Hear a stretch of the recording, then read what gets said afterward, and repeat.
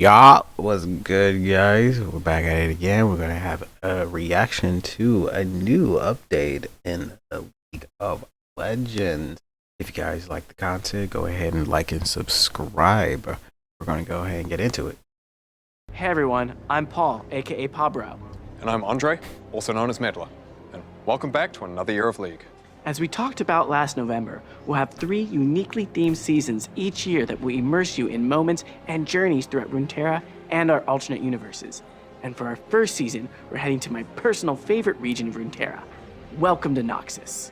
Now tomorrow when you log on to Summoner's Rift, it'll look a bit different. As a brief recap from our last dev update, here's a refresher on what's changed. Noxus has invaded the Rift with new art, music, structures, and a new objective, Artican, Bringer of Ruin. Otacon will spawn on either side of the map at 20 minutes in 2 unique forms with some permanent terrain changes, and he'll give a buff to whichever team kills him. There are new runes, items, changes to teleport, and a new system called Feats of Strength that give you access to newer, more powerful boots. Now all of these changes go live tomorrow, and so they'll be there for your ranked climb. Speaking of which, as a reminder this year, we're only going to have 1 ranked reset, which also happens tomorrow. Now, there are also some other changes you'll notice when you launch the game.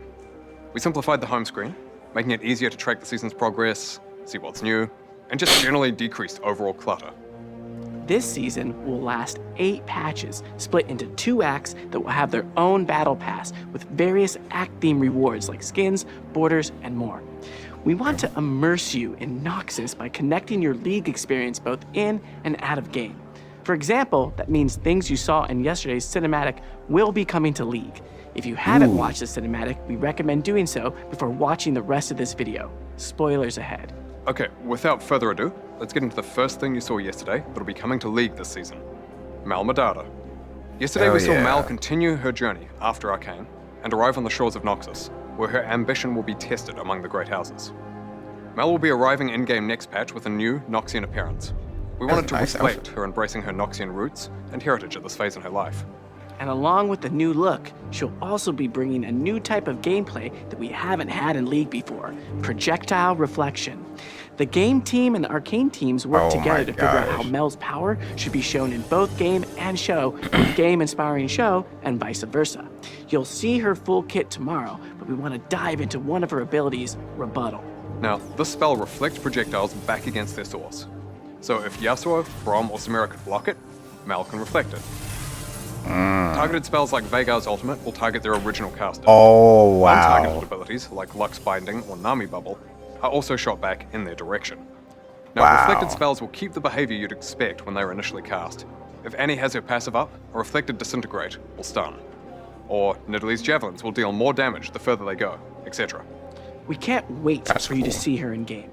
Additionally, if you want to learn more about her family backstory in depth, make sure you check out the novel Mbessa, Chosen of the Wolf, when it releases in February. To celebrate the launch of the season of Noxus, Mel will be unlockable for free as one of the seasonal missions. For now though, we're going to hand things over to some other folks from the League team who'll share more about what you can expect as we journey through Noxus.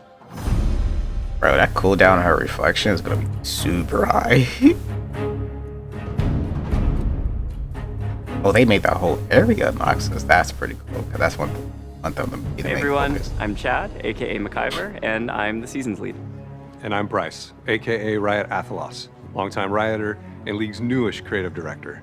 I started on this role about a year ago, but I've been at Riot and working with League for over 9. Over the years, one of the things that we've loved most about working on League is how much you love it. The world, the champions, the lore. And so do we. League has such a rich and vast world, but sometimes that richness lacks the depth you and we think it deserves. And this is why we decided to build on that storytelling as we head into our first season. Yeah, we want seasons to unify League in a way that connects the in-game and out-of-game experiences. You've already seen a lot of the ways that Season 1 is going to help Noxus come to life in League with gameplay updates. And as the season goes on, there'll be more in-game thematic narrative expressions, like the Reckoning Pits of Noxus, making their way into Arena, as well as out-of-game ones like motion comics and minigames. We were really excited by the reception to Spirit of Hearthhome last year. We loved giving you a unique introduction to Aurora, and we're going to continue experimenting with ways that bring our worlds to life and connect those in-game and out-of-game experiences. In Season 1, one of the ways that we'll do that is with a new genre of minigame that will debut in Act 2. We also want to confirm something that you probably saw in yesterday's cinematic, specifically around LeBlanc. She's a beloved, iconic champion in League, but she's in need of some modernization. One of our goals is to tie champions and champion updates to seasons, so we felt that a season focused on Noxus would be the perfect time to give LeBlanc a visual update. You'll see more of LeBlanc in her new look later this season. Lastly, we also want to talk about where seasons can take us. This year is primarily focused on Runeterra, but we're really excited about the possibilities that alternate universes bring to seasons. Yeah, just imagine a world alternate of universe. bees. Just literally bees everywhere. You're a bee. I'm a bee. Oh, We're all tears. bees working for Queen Bee Syndra. And You had me, lost me, you brought it That's- back. that's so We'll funny. think about that, but I think we should consider some other choices too. Okay. But anyway, our goal really is to deepen the connections to our champions, and because of that, we won't always be able to include every champion in every season. With the release of Mel, we'll have 170 champions. We'd rather have Oh, a that's stronger true. narrative for the That's season a lot of and do champions. the champions justice, rather than be shallow across every single one that could fit. We are really excited for you to experience what the team has built, and we can't wait to see what you think as we start on this journey. With that said, we'll hand things over to Cosmetics, who will share more about what you can expect. Dude, this is gonna be so cool.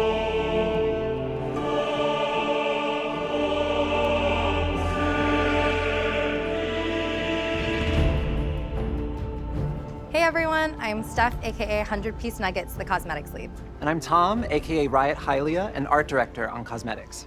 Today we have a bunch of skins related topics to cover, including this season's prestige list, exalted skins, and how our champion first philosophy will work for seasons. So unsurprisingly, many of the skins this season are heavily focused on Noxus. The first set of those you'll see are the Mask of the Black Rose skins, which will be live tomorrow.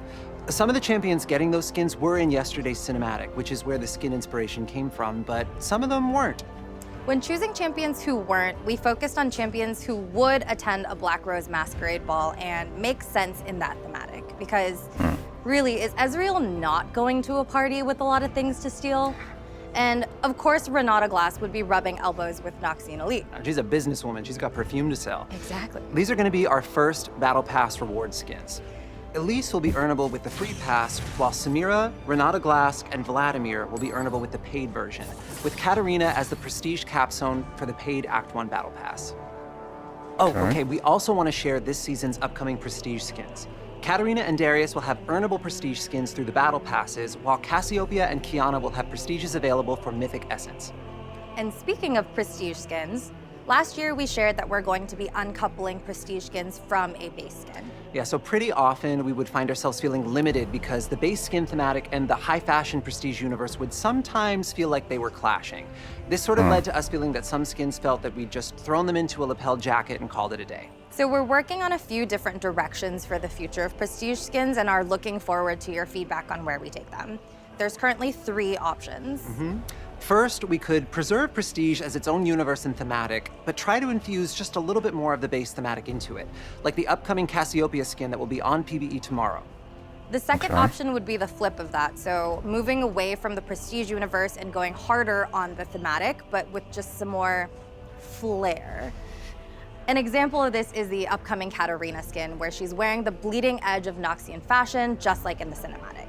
Finally, we could try to find a mix between the two based on what would best fit the champion and theme. We'd love to know which option you think would be best, and we're really looking forward to hearing your thoughts as we figure out where to take prestige skins in the future. Okay, beyond prestige skins, we obviously have a lot more planned this season outside of Noxus. To give you some variety, we'll have a mix of skins including returning thematics, like a fresh recipe for cafe cuties, and some completely new thematics. These non-seasonally themed skins allow us to even further deliver with our champion first That's a philosophy. new Neferi You wanna skin. peek? Yes, please. Okay, so for April Fools this year, we wanted to pay off Shaco's mischievous nature and lean into his deep lore for his first legendary skin. It's cats. Wait, ooh. Cats? It's cats. It's cats. So we know Oh. you're probably Oh, wondering, that's a pretty cool skin. why is Shaco cats? And the answer is obvious. He's got boxes, and if it fits, he sits. We had a ton of fun working on the skin, and some of our own junglers debuted as vocal talent. So enough cats, anyways. As we shared last year, even though we're only doing one ranked reset, we're still going to be doing 3 victorious skins across the 3 seasons. The victorious skins will remain their own thematic, regardless of the season they're tied to. Since they have their own thematic design, it's already really clear what a victorious skin is when you hear about it. It just didn't make sense for us to tie this to a specific season's theme as well. We also wanted to share who's going to be receiving an Exalted skin this season. Coming up first is Radiant Serpent Set to celebrate the Year of the Snake. And while we don't want to spoil what the exact skin is for our second Exalted skin of the season, we do want to share that it'll be Mordekaiser. For now, we'll leave you just with a little hint. He's going to be coming to the Rift in a way that Runeterra hasn't seen in like a bajillion years. That's it for us today, so we'll hand things off to esports to talk a bit about their plans for the year. Thanks so much for watching, and welcome to Noxus.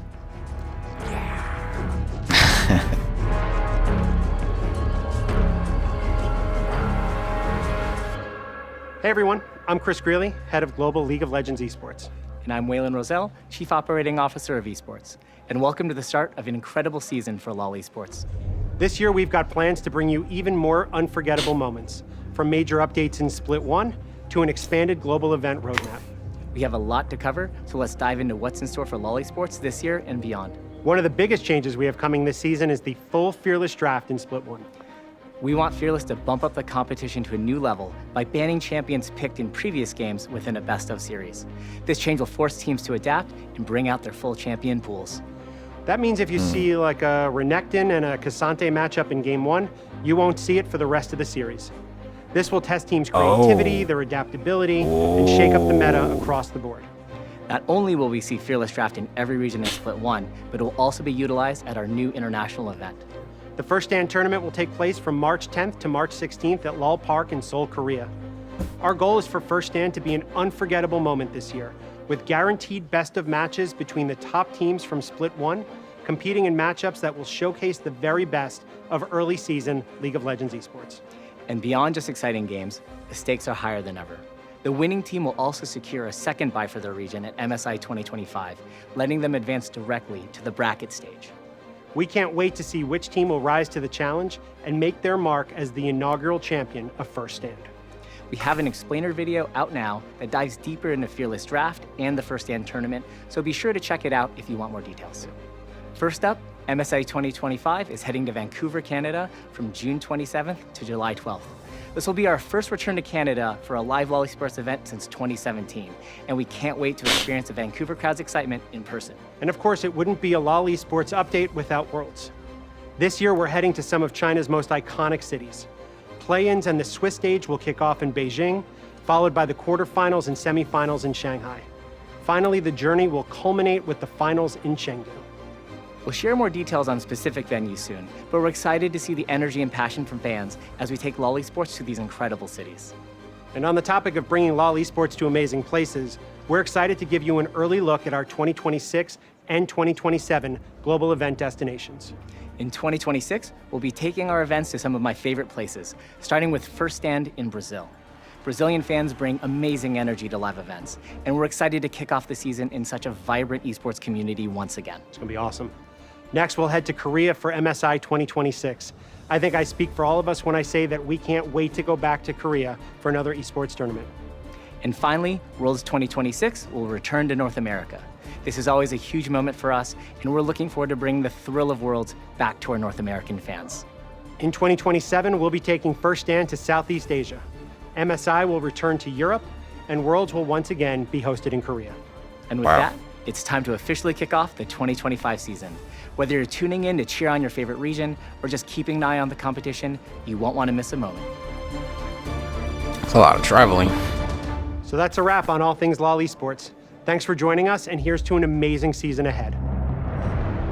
It makes sense to ban the first champions you played because we have over 170 what else have champions we got? now. Next, modes. As we move into seasons, we want to make excited sure for that this there's one. always a variety of gameplay available. So, starting with the next patch, there will always be another game mode available to play in addition to Summoner's Rift and ARAM. So all random Earth will be turning on next patch and will be available throughout Act 1 of the season. Then in Oh Act 2, boy, we'll have the Earth Arena is back. update. Speaking of which, Arena will be Oh, returning Arena. with a fresh coat of Noxian paint and a new Noxus map, themed after the Gladiator bits, with its own map-specific mechanic. Additionally, on all arena maps, we're also introducing a system called Guests of Honor, where you can vote on which famous Noxian you'd like to alter the rules of each game. Now that system mostly replaces cameos, which we felt were pretty hit or miss. Now, we'll also be adding new items and augments, as well as changes to maps like Koi Pond, based off some pretty clear feedback received during the last Arena run. We don't want to spoil everything now, so keep an eye out for details on the changes coming to Arena when it's closer to launch. So, that's the start of Season 1. We're also still doing the usual gameplay updates and balance changes as we monitor how everything is landing. We're excited for the future of Seasons and what it means for League, and we'd love to hear what you think. And while we hope you enjoy Noxus, don't worry. We're taking you somewhere very different for Season 2. But more on that later. Thank you so much for everything. and we'll see you Ooh, we're on not Noxus. gonna Or throw yours. in the Noxian Reckoning Pits. See ya. Bye. Dude, this is amazing.